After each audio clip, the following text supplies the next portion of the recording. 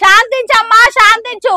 అమ్మా దుర్గమ్మ తల్లి, ఎందుకు తల్లి ఇంత ఉద్రితం చూపిస్తున్నావు? జర నిమ్మలంగా తల్లి అని మొక్కుతురు భక్తులంతా.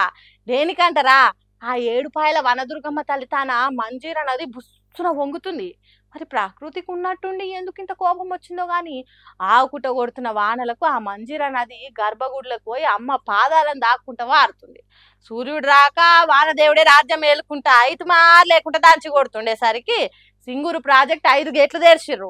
అందుకే ఆ మంజీర నది ప్రవాహం గీ తీర్లుంది. అందుకే దుర్గమ్మ గుడిని మూసేసిర్రు. మళ్ళీ ఎన్నడు తెరుస్తారో వానదేవుడు, ఎన్నడు మాయమవుతాడో గాని భక్తులంతా ఆ తల్లికి ఏదో కోపం వచ్చింది, అందుకే ఇట్లా అయింది, శాంతించు తల్లి శాంతించు అనుకుంటా వేడుకుంటుర్రు.